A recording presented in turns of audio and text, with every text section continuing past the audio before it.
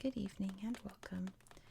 Tonight we're going to be flipping through this book about Iceland. There's lots of long boxes in this book. You'll see what I mean if you haven't seen these videos before. I'll be reading those to you, and I'll be using a pointer to help me.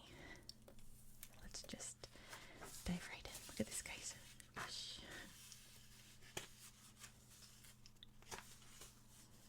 Go. Wearing their traditional Icelandic style sweaters. And let's look at this really pretty picture of Reykjavik, the capital city. This really beautiful rainbow overhead. Down here is a glacial lake, so they're standing on the icebergs on the lake. Over here we see a hot spring. That looks really, really cozy. Looks really relaxing. And here's a very, very beautiful field. Wildflowers, river, mountains in the distance. Very gorgeous. Big waterfalls. Iceland has lots and lots of waterfalls due to having lots and lots of glaciers.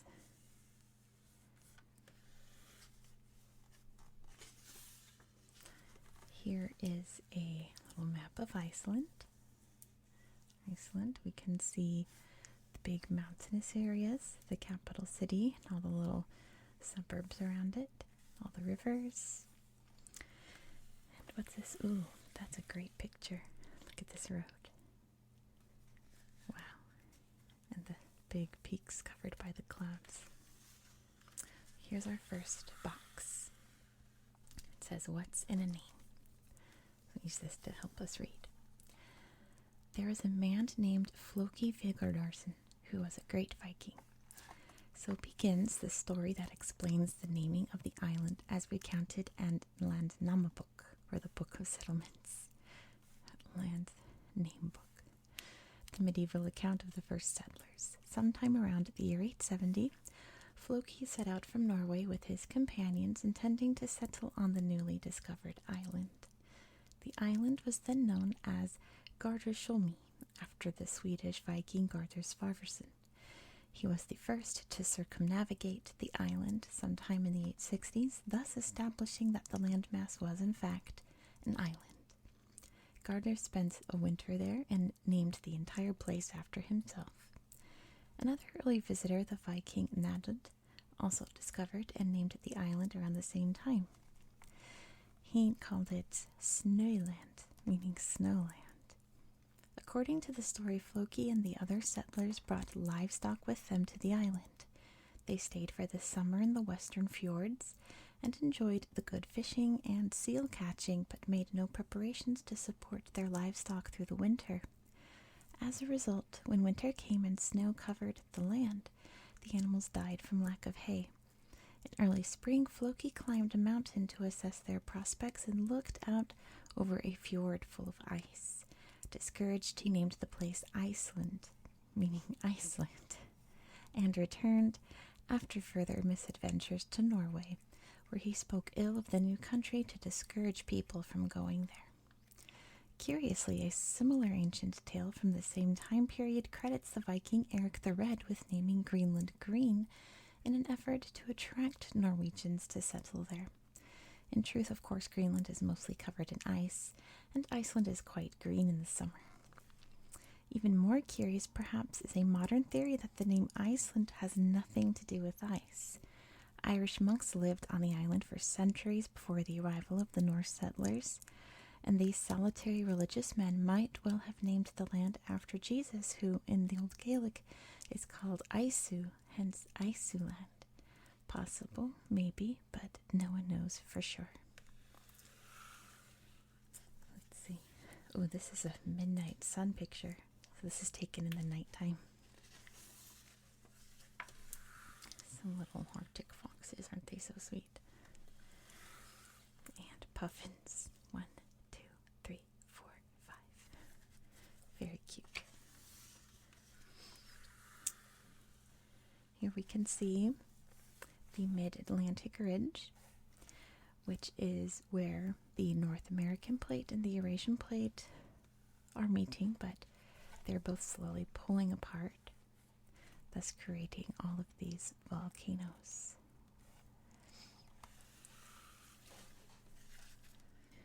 Here we can see a volcano erupting, all the smoke and ash coming out. Here's a picture of Reykjavik. Really beautiful and scenic. More red roofs everywhere. The beautiful mountains in the background. And this is the city of Akureyri. See the big cruise ships pulling in. Here's another box. What's in a name part 2? Reykjavik. Here we go. One of the early settlers of Iceland, arriving shortly after Floki and his companions had given up and left, was Ingolfur Arnarsson. Ingolfur set out with his family, Irish slaves, and the trappings of his homestead in Norway, including his high seat, an ornately carved seat that was a sign of status. On reaching the coast of Iceland, he made a vow to Thor that he would settle wherever the pillars supporting his high seat washed ashore, and then cast the pillars into the water. At first the pillars were not found, and Ingolfur spent his first winter on the south coast, at a place now called Ingolfshovsti. 3 years later, his slaves found the pillars in a large bay in the northwest of the country. Ingolfur named the spot Reykjavik, meaning Smoky Bay, on account of the steam rising from the geothermal springs. Here he built his homestead. Accordingly, Reykjavik is said to have been founded in the year 874, and Ingolfur is honored as the first Icelander, because he was the first Norseman to remain on the island permanently. The earlier Irish monks apparently don't count as Icelanders. Reykjavik has retained its name to this day, even though it is probably one of the world's most smoke-free cities, due to its extensive use of clean geothermal power. Let's see, this is in the West Fjords area, big steep cliffs for the ocean. Really pretty. Here is a little Viking house, or a replica it says down here, with the sod roof and a big protective fence around it. Here is Ingolfur Arnarsson. And a dragon, I guess. It's probably the mast of his ship. And this is where the Altingi first started in Thingvellir National Park. Got an Icelandic flag there to commemorate it. Here is a super cool map of ancient Iceland, Icelandia. Let's see what we can find on this map. We've got volcanoes.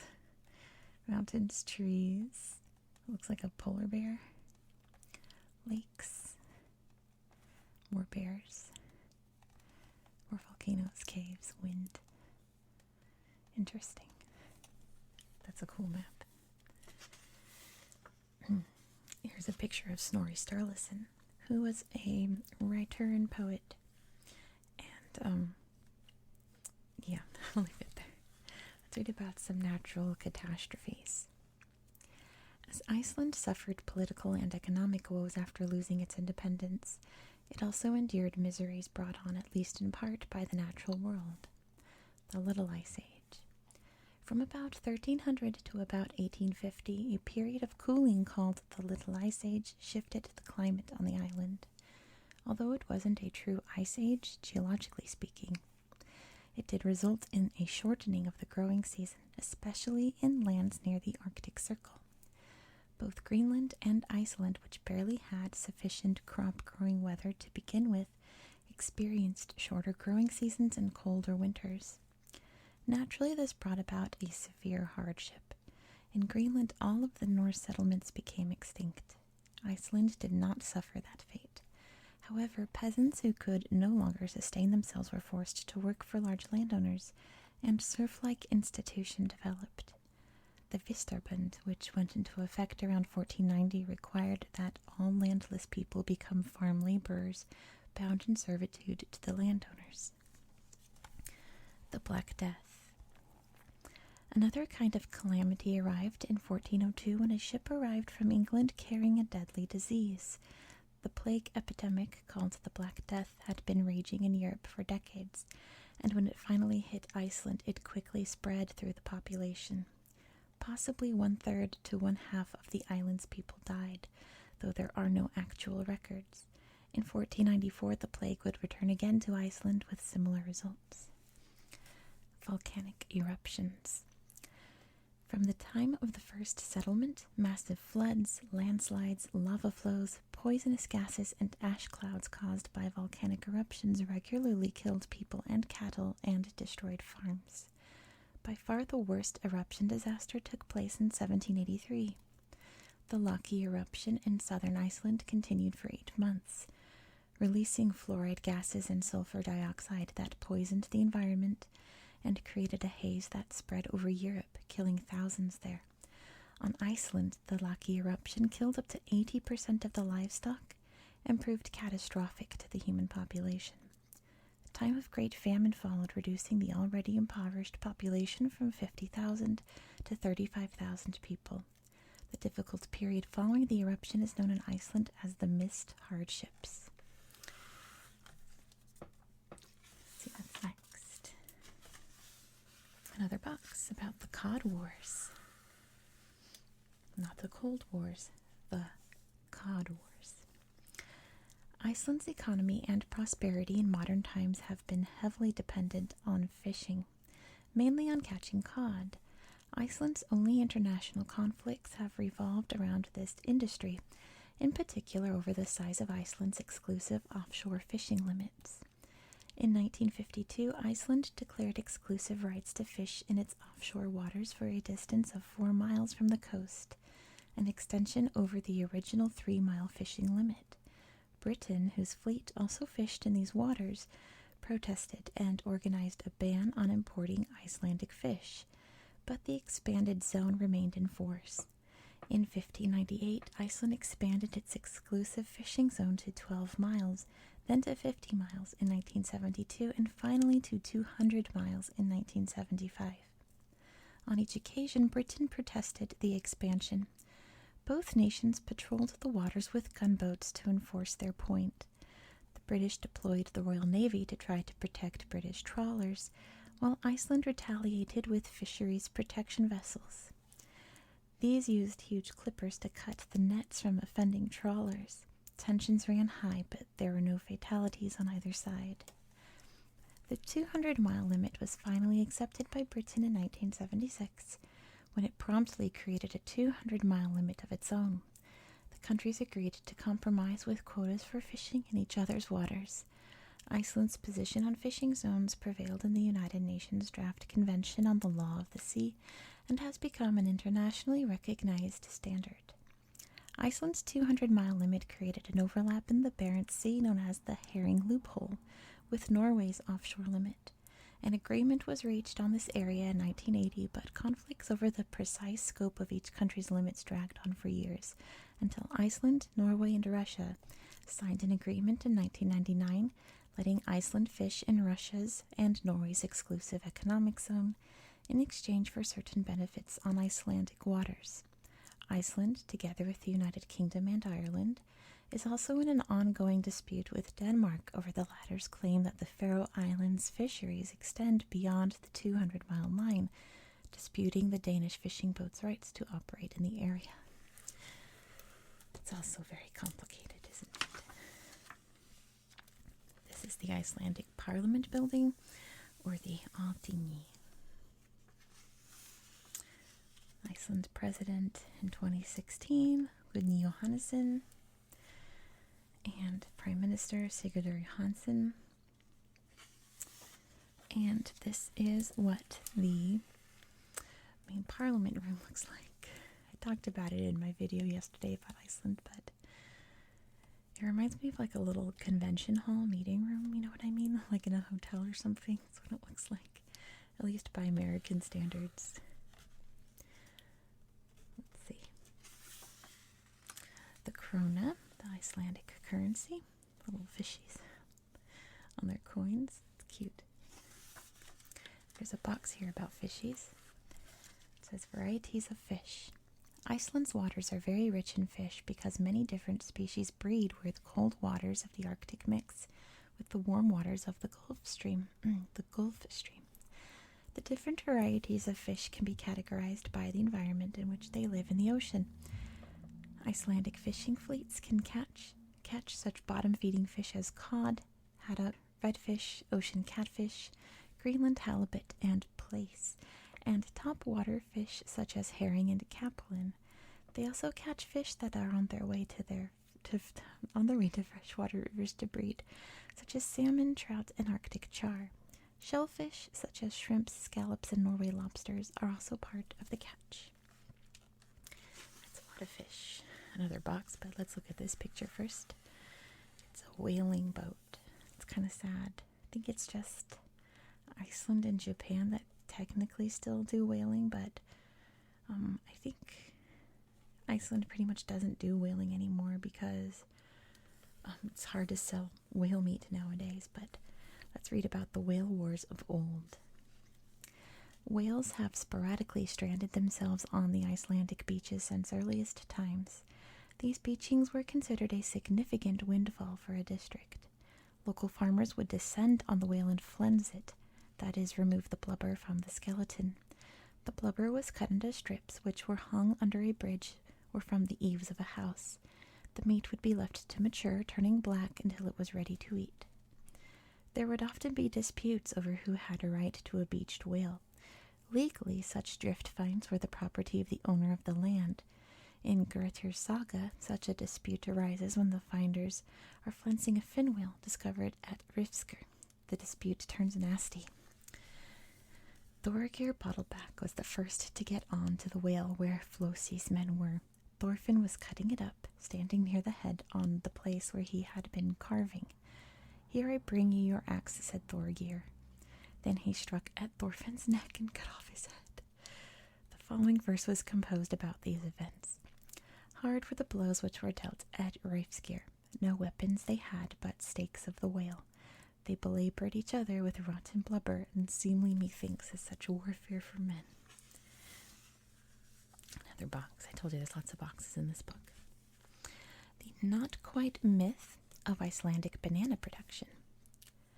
According to an urban myth that still surfaces on the internet, Iceland is Europe's largest producer of bananas. It's not true and never was. However, the myth does contain a shred of truth. Iceland does in fact grow bananas and has since 1941. The bananas are grown in greenhouses powered by geothermal energy. From 1945 to about 1960, they were produced for commercial purposes for the domestic market. In 1960, the Icelandic government removed import duties on fruit and the price of imported bananas came down. In fact, the greenhouse-grown domestic varieties couldn't compete, price-wise, with the imported bananas, so commercial production ceased. Nevertheless, a small number of bananas are still grown in a greenhouse by the Agricultural University of Iceland. The school also grows coffee, cocoa, and avocados. The fruits are consumed by students and staff but aren't sold. That's pretty cool. Did you know that there's bananas growing on Iceland? The Blue Lagoon. There's a geothermal plant here run by the steamy warm waters. Oh, a whale. That must be so cool. I've never been whale watching, but it seems the best. Someday I'll do it. Let's see. Cute little house on the cliff. That's awesome. Here's another box saying, "Where are the trees?" There was a time long ago when birch forests covered 25 to 40% of Iceland. When the settlers first arrived more than 1,000 years ago, they used those trees to build houses and burn for warmth and cooking. They also cut down forests and burned scrubland to create pasture land for sheep. The grazing animals prevented the woods from regenerating, and eventually Iceland was essentially left barren of forests. About 95% of the original forest cover was permanently destroyed. Well into the 20th century, Icelanders were still felling what few wooded areas remained for fuel. By mid-century, less than 0.5 to 1% of the country's land area was forested. Even today, the island's large numbers of sheep prevent woodlands from rebounding. Over time, some Icelanders came to believe that the island's climate prevented the growth of trees, but that was never the case. Beginning in 1899, some people began to try to recover some portion of their forests. The Iceland Forest Service, or IFS, was established in 1908 and continues today along with dozens of local forestry societies. Their goals are to plan, plant, and cultivate new forests for economic, ecological, and recreational purposes. In 2014, about 2% of Iceland was covered by forest. By the year 2100, forestry officials aim to have 12% of the island once again supporting woodlands. Oh, an ice cave in Vatnajökull. That's awesome. There's a little box over here that says, "Going up." Iceland is growing taller. That's one surprising result of global warming, according to a 2015 report by geologists at the University of Arizona. Iceland is losing about 11 billion tons of ice per year due to climate change. As the glaciers melt, their reduced weight relieves pressure on the Earth's crust beneath them. The ground essentially rebounds like a memory foam mattress. Iceland is springing up about 1.4 inches a year and will probably speed up as more ice melts. By 2025, scientists predict the rate could be as much as 1.6 inches a year, which is about the same growth rate as an elementary school child. Though not noticeable to the human eye, the increased movement of the bedrock will probably cause more volcanoes and earthquakes.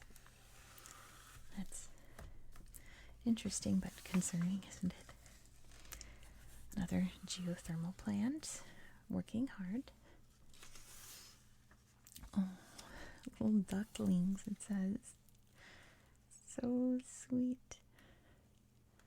Little babies.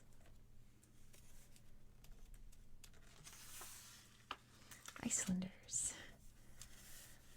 Looking very Icelandic. Oh, and that was that chapter. Oh, what a great picture.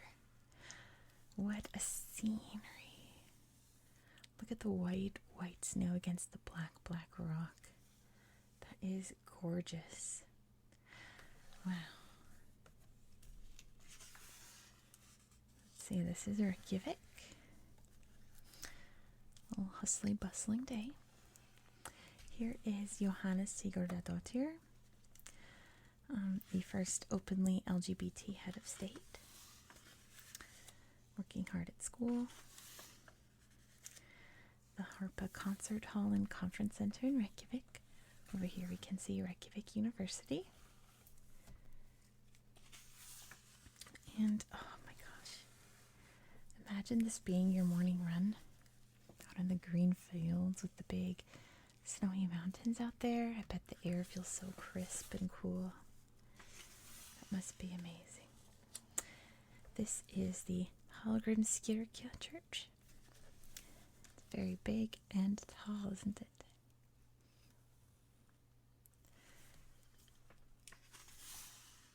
We've got a box here about Norse paganism. Oh, this is a big box. It's both pages. Here we go.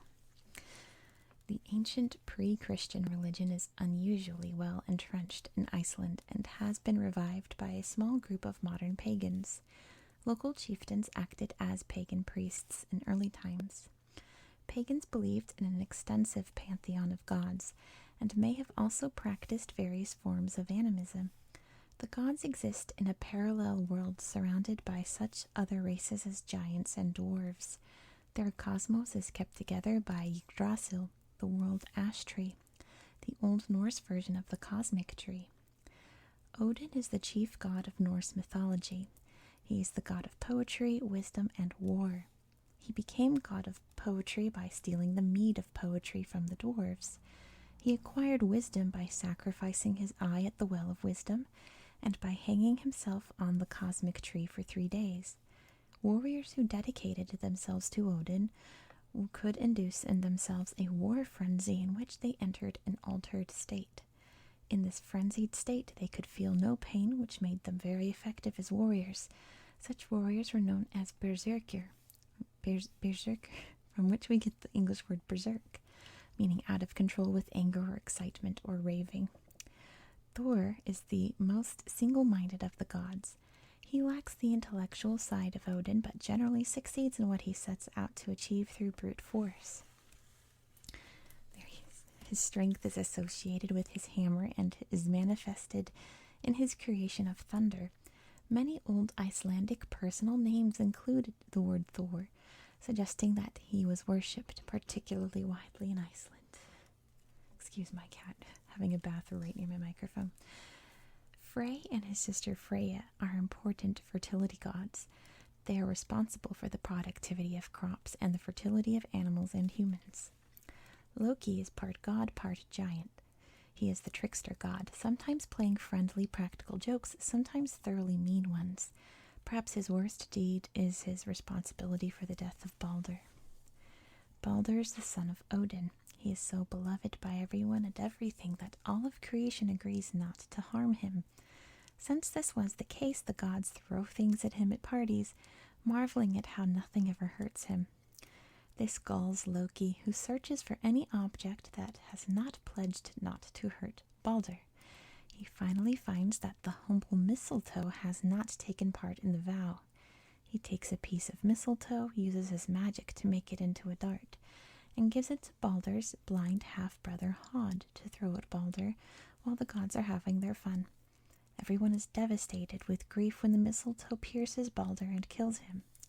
Loki is eventually punished for this deed.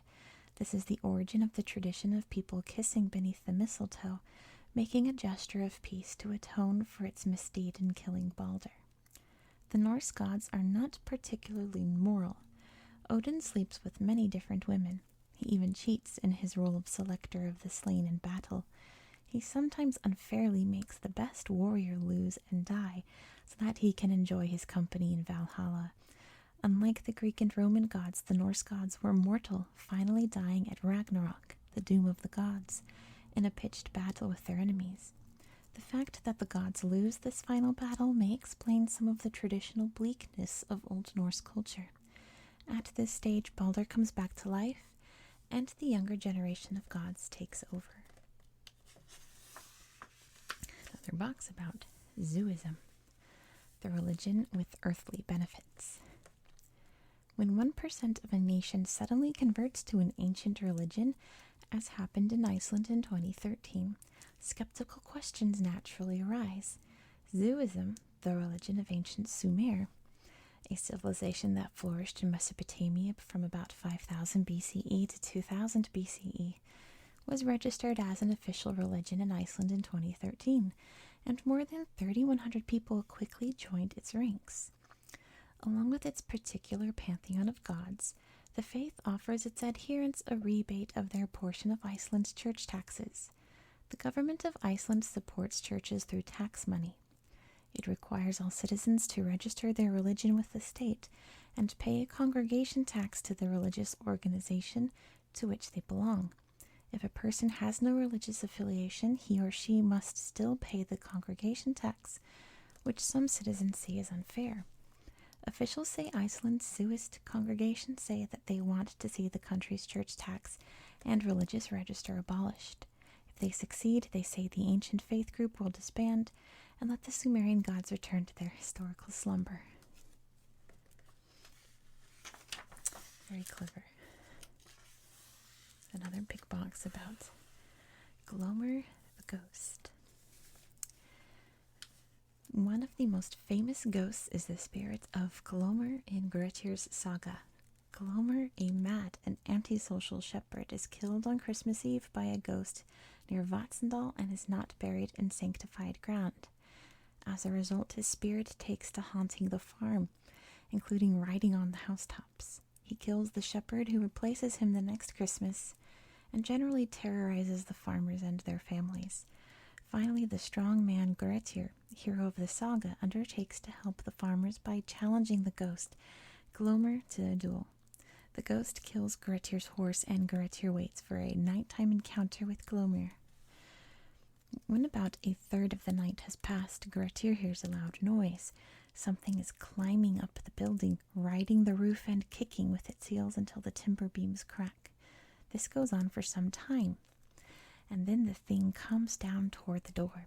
The door opens, and Grettir sees Glomer's enormously big and ugly head looming in the door.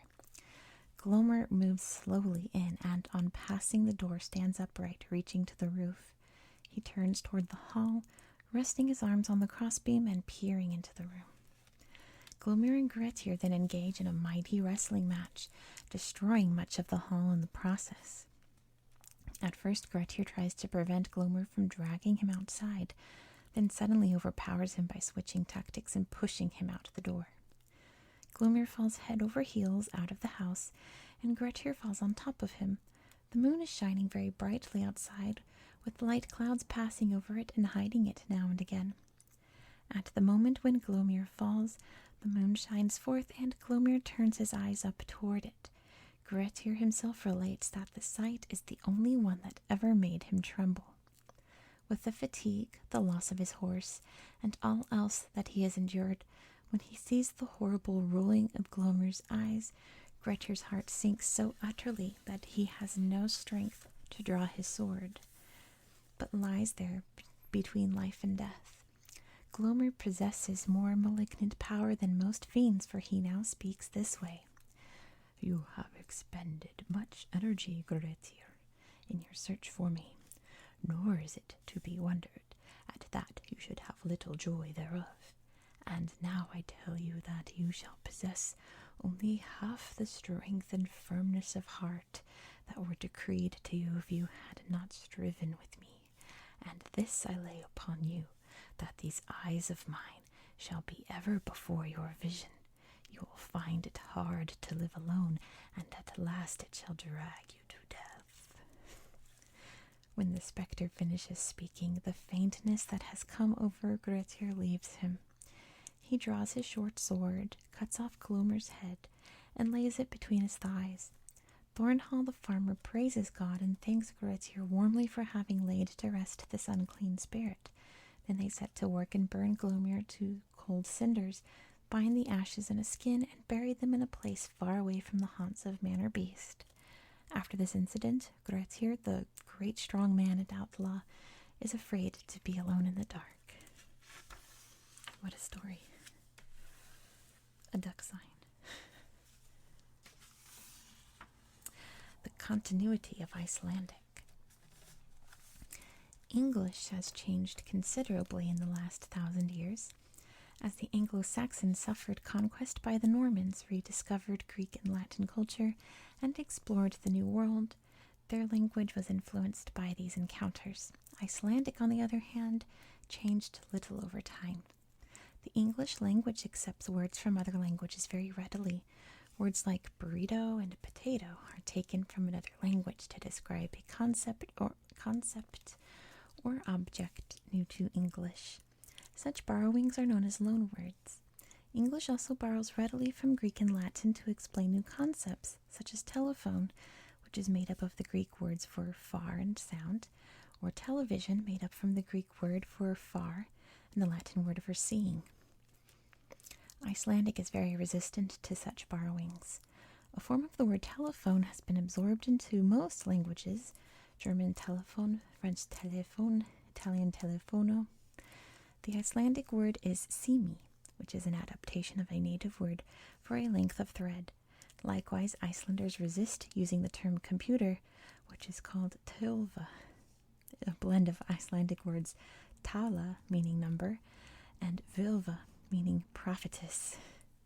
One standard method of word formation in Icelandic is by combining existing words, such as bird bath in English.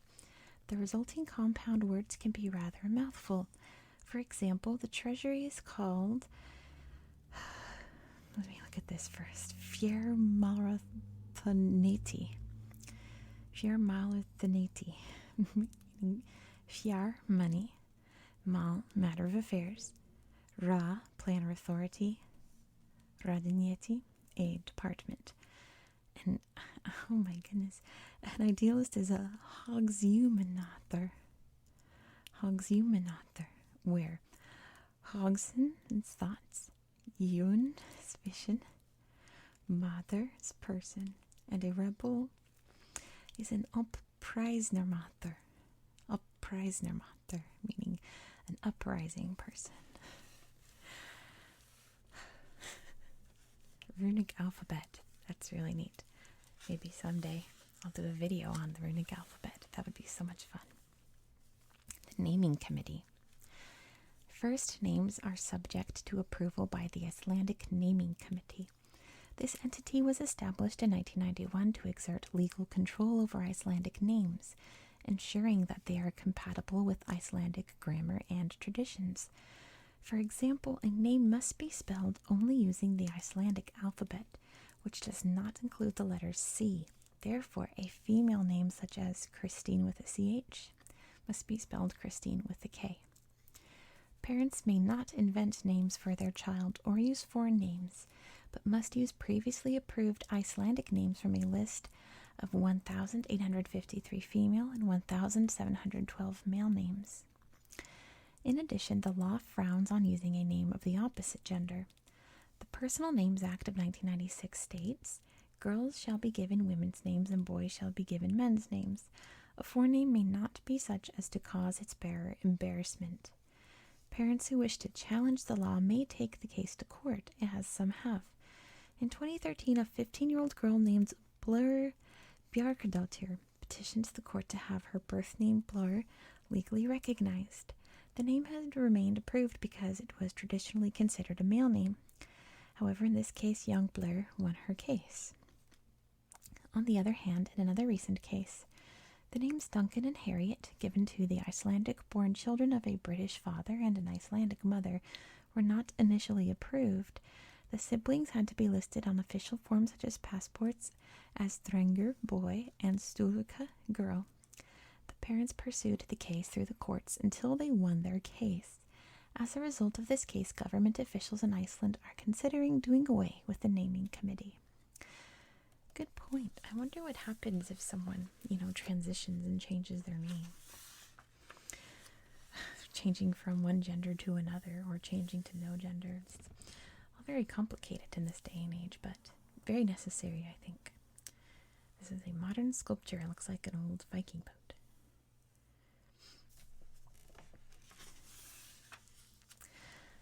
A book called Codex Regius, the oldest and most important manuscript, the Elder Edda verses. Let me look at this up close. I'll let you look too. Try to see some of the script. Wow. Very old school, isn't it? Let's read about Thors Hammer. Not all the Icelandic mythological poetry is austere and serious. One poem tells of the predicament faced by the gods when the giant Thrym steals Thor's hammer, which is the source of his strength. Thrym demands to be married to Freyja before he will return the hammer. Freyja absolutely refuses such a suggestion, disdaining the stain on her reputation. The gods meet in council and decide that the only solution is to send Thor in a woman's dress, pretending that he is Freyja. Loki accompanies him dressed as his bridesmaid. Obviously Loki's idea. When the two gods get to the wedding feast, Thrym is surprised and perhaps appalled at the vast appetite of his wife-to-be, who devours huge portions with no ladylike manners. Loki explains that Freyja has been fasting while waiting for the marriage and so is ravenously hungry. Thrym is apparently contented with this answer. Next he lifts up his betrothed's veil to steal a kiss, but leaps back when he sees such fiery red eyes. Loki explains again, claiming that Freyja has not slept for nights in excited anticipation of the wedding. Finally, Thrym's sister asks what present she is going to get at the wedding. At this point, Thor's hammer is produced to hollow the wedding ceremonies. Thor grabs it and kills all the giants present. Thrym's sister gets a blow from the hammer as her wedding gift. If you want to hear more stories like that, check out Neil Gaiman's Norse mythology. He's my favorite author, and that's one of my favorite books by him.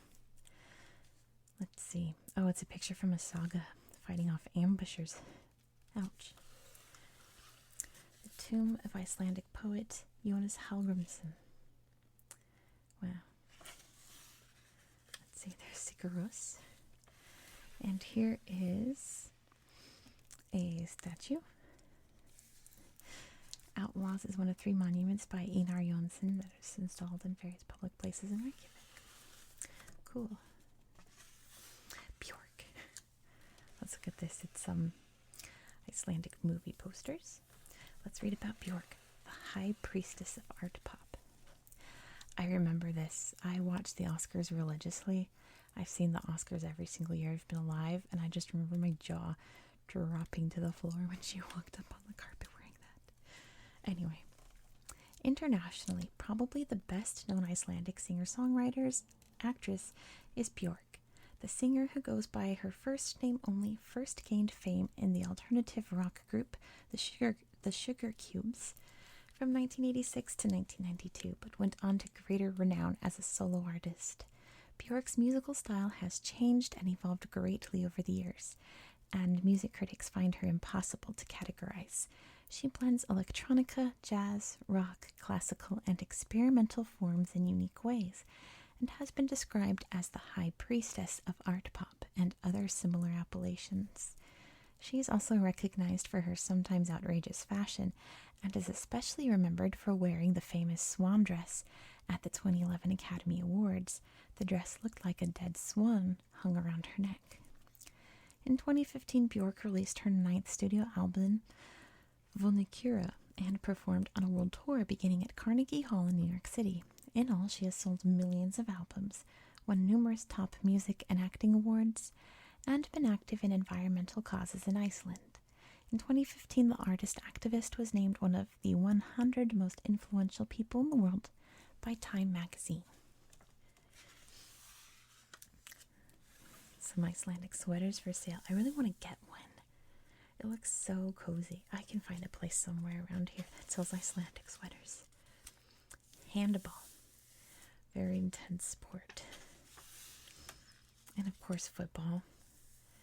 Everyone in Europe's crazy about football. Well, almost everyone. Every country, I should say, has some kind of football fever. Let's see. I'm not going to try to pronounce his name. I don't want to embarrass myself. Let's see a box here about Icelandic horses. Look how cute they are. Oh, they're so sweet. Anyway, Icelandic horses are small but sturdy beasts. They are a distinctive breed descended from horses brought over by the early settlers. No horses have been imported into Iceland for the last 800 years, so that the stock has evolved to best suit local conditions. The resulting horses are remarkably sure-footed at covering the unstable and lava-strewn terrain of the Icelandic countryside. Icelandic horses are unique for having a distinctive 5th gait. The 4 gaits usual to all horses are the walk, trot, canter, and gallop. Icelandic horses have a gait between the trot and canter known as the telt, which is faster than a trot, but smoother than a canter, with the rider staying secure in the saddle. This makes it ideal for covering long distances at a comfortable pace. Christmas time. Very pretty. List of festivals. Here's some Holkarl, which I talked about in yesterday's video. I think that's the first time I've read about food while studying countries around the world that, like, I don't want to eat that. I just don't. Yikes. Hello. ASMR relaxation channel. This is an Independence Day celebration. Cool. Here's the Yule Lads, which I think this picture was in my book yesterday. These are the guys that give out presents during Christmas in Iceland. They're kind of wacky. Oh my gosh, so apparently Icelandic people love hot dogs. They're obsessed with hot dogs, and they claim to make the best hot dogs in the world. So I'm definitely gonna have to try hot dogs when I go to Iceland, because actually the best hot dogs in the world are Casper's hot dogs. So those are fighting words. Let's see, this is Hardfisker blackened rye bread. Oh, I see, that's the bread. That looks yummy. I'd eat that. I would not eat this. When I first got this book from the library, I flipped it open to this page and I stared at this, trying to figure out what this was, until I read the caption, which didn't really help me. Svith. It's a sheep's head. This is its mouth, this is its eye, this is its ear. But apparently it tastes better than it looks. I don't know. That's a lot. Let's read about Skir, something that sounds a little more appetizing. Icelanders love their Skir and have been making it for more than 1,000 years. Skir is a dairy product that resembles Greek yogurt, but is thicker and less tangy. Like yogurt, Skir is made with active cultures of certain bacteria, but technically Skir is a soft cheese. In Iceland, Skir is made from the milk of Icelandic cattle, the only breed of cow in the country. Traditionalists claim that only this milk gives Skir its proper flavor, though others insist it's the specific Icelandic bacterial culture used in the fermentation process. Purists say that modern methods churn out an inferior Skir, and that only making it by hand produces the real deal the way it used to be. Skir came to Iceland from Norway about 1,200 years ago with the Vikings, and in time became one of Iceland's iconic foods. It's even mentioned in several of the medieval Icelandic sagas. In recent years, the pleasures of the creamy, protein-rich treat have been discovered by the rest of the world. Riding the coattails of the Greek yogurt craze, Skir has become popular in Europe and North America. The Icelandic cattle cannot produce enough milk to keep up with demand, so other breeds are now being used outside Iceland to produce Skir abroad. Skir is sold in much the same way as yogurt is, in plain or flavored varieties. In Iceland, it is essential in a dish called hröngringer, a mixture of Skir and cooked cereal, which can be sweetened with fruit for breakfast. I think I saw Skir at the grocery store one time. Fog City ASMR next time you're at Safeway, because that's where I think I saw it. Try to look for Skir, see if it's there. You guys, if you like shopping videos, check out Fog City ASMR. Subway, they've got avocado. It says, love spinach and love avocado, apparently. And this is Kaldi beer, made in Iceland. A Kronen supermarket. Oh, it's like a dollar store.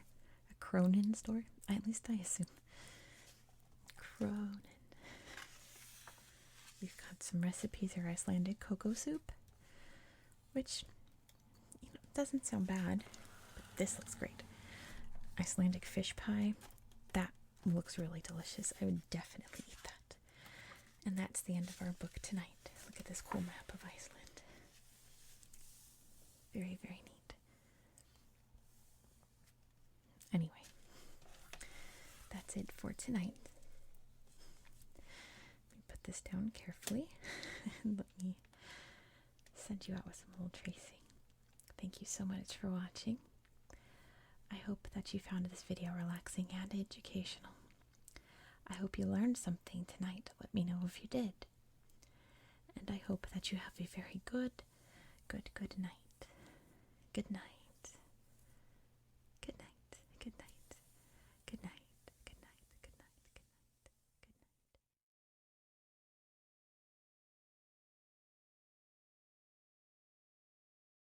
My cat's trying to get on the desk, sorry. Here he comes. He has a whole routine when I start to film. He gets up, he eats, and then he uses his litter box, and then he has to walk across my desk and interrupt the shot. Kitty, stop. Please stop. Come on, get in my lap. And then he has to sit in my lap for 2 minutes, and then he's fine. Okay.